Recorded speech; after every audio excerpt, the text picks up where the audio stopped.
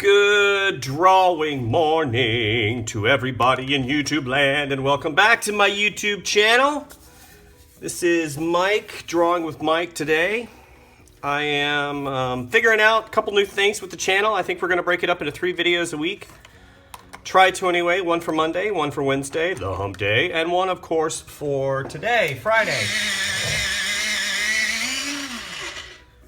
Probably won't be, depends on how things go, but I might not be drawing every single video. Other videos might be exploration around town, maybe doing some on-site stuff, maybe some reference pulls, maybe some kind of process in exactly what, how I get to the end process and what I do. Today, we're going to be utilizing a skill set that I learned going through college and also through just, going through life and trying to figure out this whole thing we call drawing. It's called, excuse me, basically, the way I teach, the kids is, everything can be broken up into shapes, whether it's geometric, whether it's freeform, whether it's organic, whether it's, everything can be broken up into simple shapes. So, with that being said, this particular shape is going to end up being a cowboy character. I've already kind of decided. But also, before I started this, I kind of asked myself the question, is it going to be a skinny cowboy character? Is it going to be, it's going to be a lawman? Is it going to be a villain? And I kind of decided he's going to be a lawman. And then, of course, you have to play. You can go a couple different ways whenever you do character design. You can kind of play into the stereotypes, lawmen, or you can kind of go the opposite way, or you can go humorous. I like going humorous because humorous, you can really satirize and accentuate the stereotypes of what people perceive a lawman to be. So you can either be, that whole connotation of lawmen being overweight and eating donuts and stuff, or you can go the other way and they're really strong. And so I'm kind of going in the humorous direction. Now I can do this because my brother is a lawman, and I have the most incredible, deepest, utmost respect for the law enforcement community. But in the same accord, I've had the opportunity to see my brother, basically,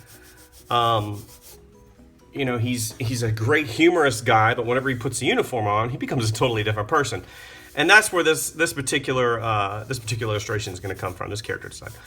So anyway, I had the opportunity yesterday to go to the very large gathering of comic book memorabilia and people over at the MegaCon in Orlando. And I love going to these conventions because it really shows the broad spectrum and swath of people that go to these these venues.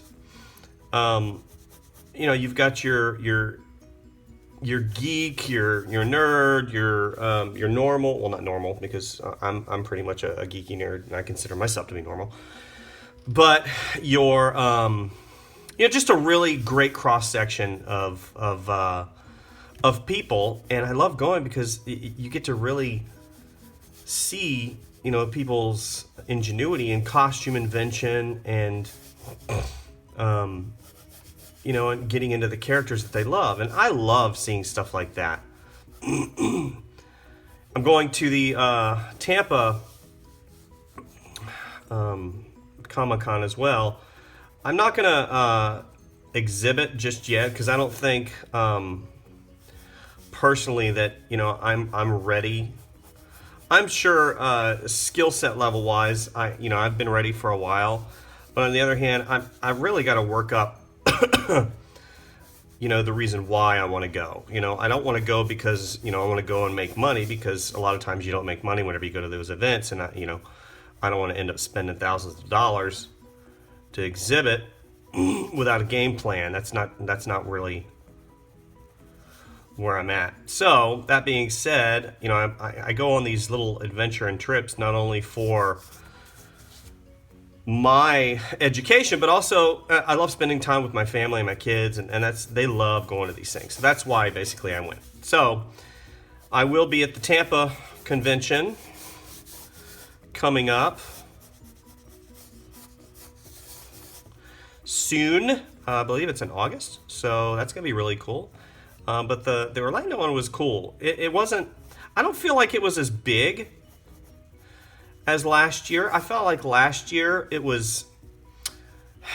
There's just a lot more to see. Maybe it's because it was a little bit more disorganized last year. Because this year it was really organized. I mean, they had, just getting us in and getting us out, and you've been able to go where you needed to go, and they had the, you could go and see different people from movies and stuff, and I thought that was really cool.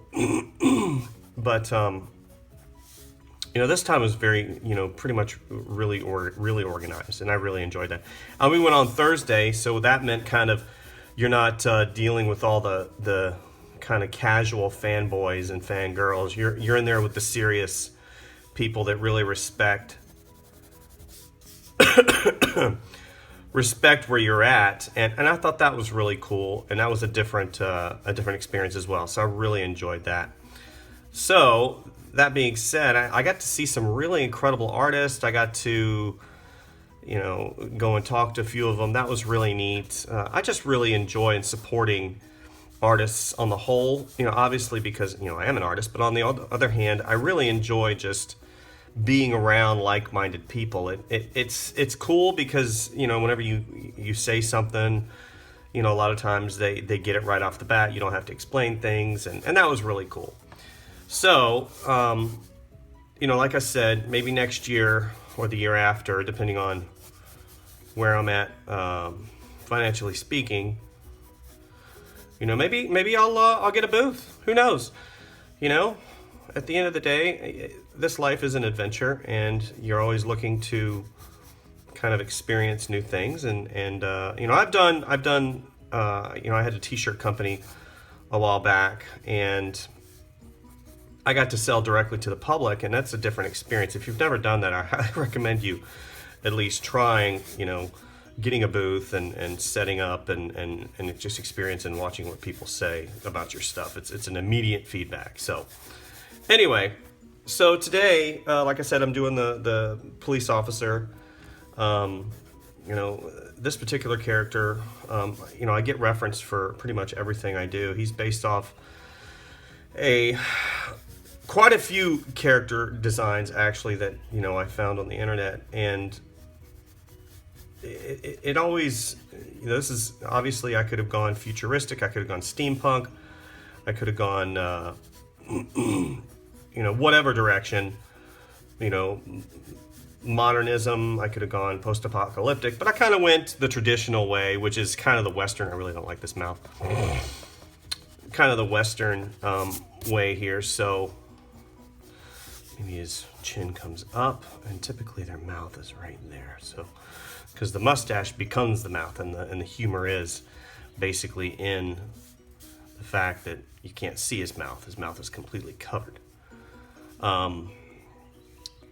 So I went with kind of the traditional Western way of doing this guy. Even whenever I went so far. Now I've got this character that I've been working on for a while in this world called Blackwater Oak. And I've explained to you guys before, the legend of Pondwater Slim. And every single time I do especially recently, I do a Western character, Pondwater Slim seems to come out. And this could be maybe the human version of Pondwater Slim, because Pondwater is a frog. He's a freshwater frog that lives in the desert, and he's the lawman. And he's got this buddy of his who's a turtle. And kind of like Barney Fife, but what made Barney Fife so incredibly funny was the fact that he was so innocent in some respect, but the turtle, he's seen a little bit too much. So, he's going to be a little bit different of a character. Okay, this goes around here. Elbow, and this gesture goes around here. Got his belly that comes out. Anyway, so while I'm doing him, I'm thinking of all the things this guy can say.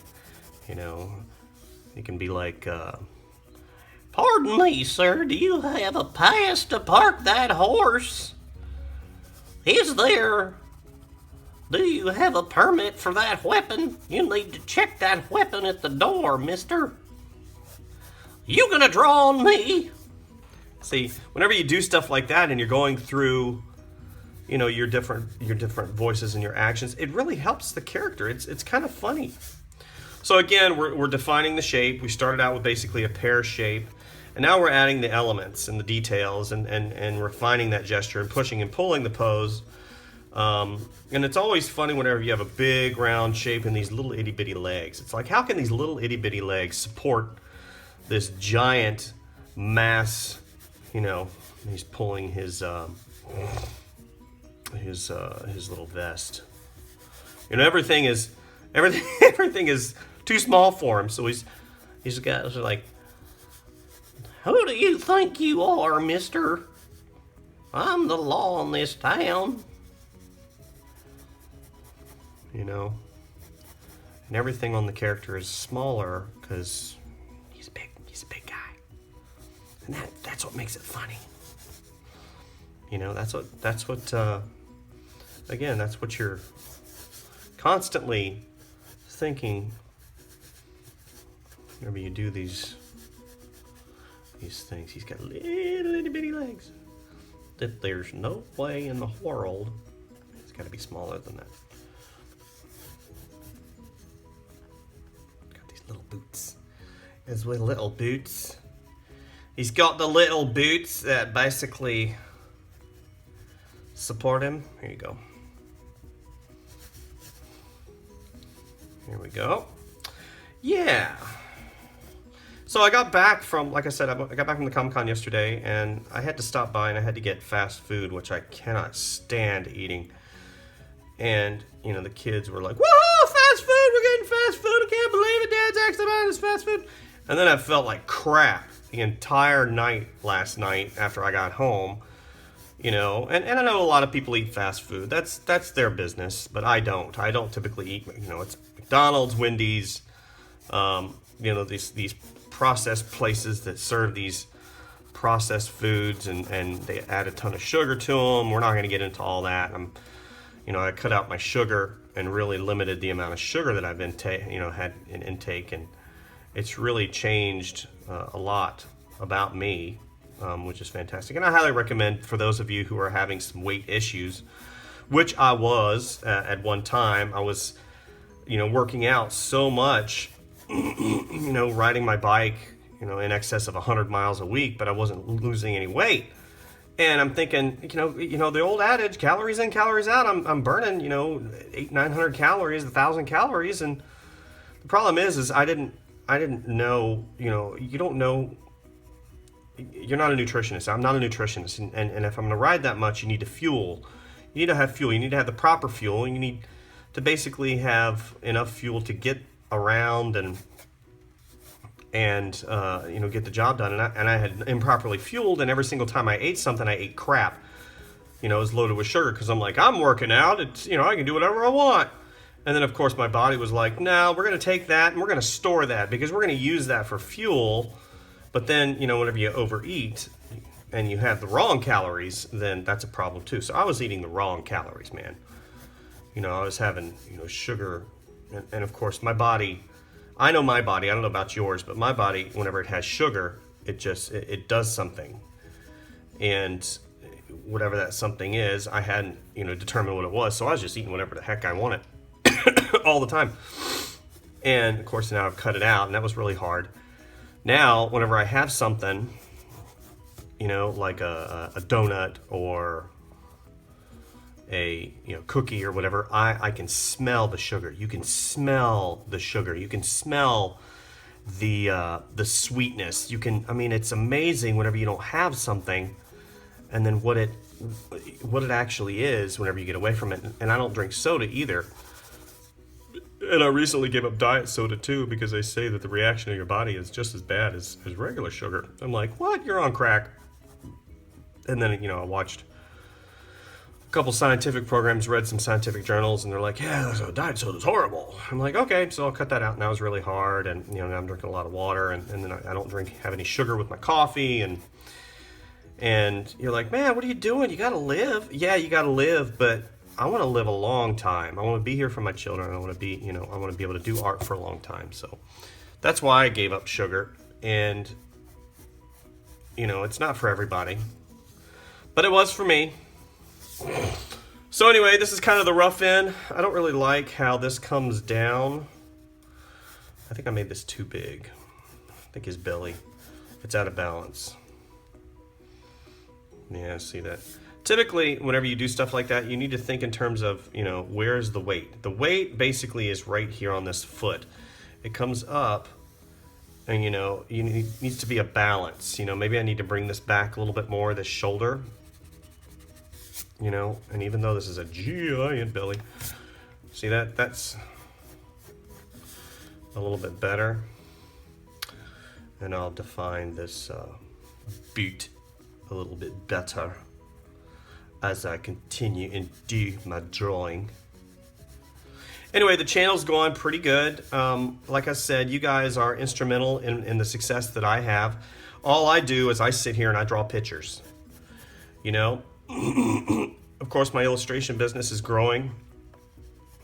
It's funny because, I as an illustrator am consistently trying to get jobs that really utilize this particular skill set that I've developed over years and years.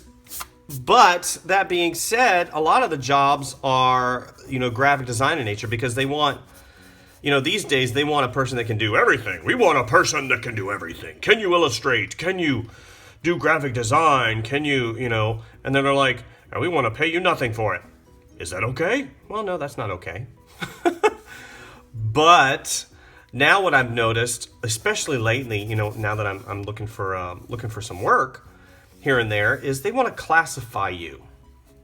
Recently I had an interview, a phone interview, which, I'll get into that in just a second because it didn't quite turn out the way I expected it to, and I was very surprised. But what happened was it was a game company. I'm not going to name who it was, and they develop sets and boxes for games that you have individual and smaller company developers. And I had the phone interview with them after I did the pencil test, which they love the pencil test. And it's so funny because one of the questions was, what do you consider yourself more to be? Are you a graphic designer or are you an illustrator? And I've kind of gone into this before, and the more and more I go out for these jobs and do these things, the more and more I realize that people want to label you. They want to classify you. They want to say, you're a designer, you're a illustrator, you're you're a 3D guy, blah blah blah. And what I'm trying to get at is try not to allow them or your career to label you. I know it's hard because there are certain classifications for certain artists, because again, it is a trade, it is a skill, it is something that people can learn. Now there's creative inside that, but just like from singing to plumbing to whatever, these particular skills, they want to classify you. You're this. Well, I always like saying I'm an artist, whatever you ask me to do, I will be able to do it. And even if I can't do it at the time, I'm going to learn how to do it, and I'm going to get the job. And this particular, company, it was for, like a box designer. And I've done a lot of box designs before. And they love the pencil test. And I'm talking with them, and everything goes really well. And then they offer me the job. And I had a couple questions with regards to the job itself. And that was on a Friday. And then I was expecting to hear back from them on that following Monday. And I didn't hear back from them. And then I didn't hear back from them for the entire week. And here we are a week later, and I haven't heard from them at all. And it's like, why would you, number one, why would you freaking interview me? Why, number two, why would you offer me a job? And then completely drop. I'm like thinking, well, that kind of tells me exactly what kind of a company they are. And thank goodness I didn't go work for them because, who knows what kind of a crazy situation that would have been. They're not going to pay you anything, on time or whatever. So that being said, I'm very happy with that. But at least email me back. I mean, my gosh, if you're a respectable company and you have clients and bills and employees and you offer somebody a freaking position, then and you don't want to hire them after you gave them the position, then freaking let them know. I mean, it's ridiculous. So anyway, that's my 2 cents. It is a shame that it had to kind of turn out that way, but like I said before, I'm very glad that I did not end up going with them because, you don't want to be in a position and so into a company, align yourself with a company, and then they, crap on you. So anyway, what I'm going to do with this is I'm going to go ahead and finish this character. I'm going to ink him real quick. Shouldn't take that long. I'll do a little final wrap up at the end, and we'll see you soon.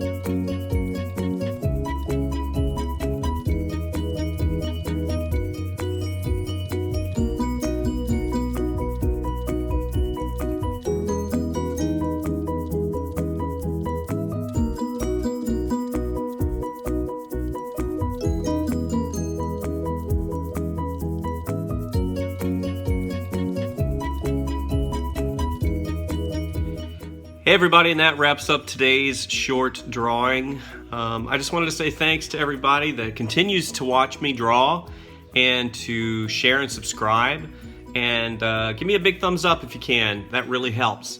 I got a lot going on right now as far as ideas and stuff for you guys, so I know that that'll be a great thing here in the future, in the very near future.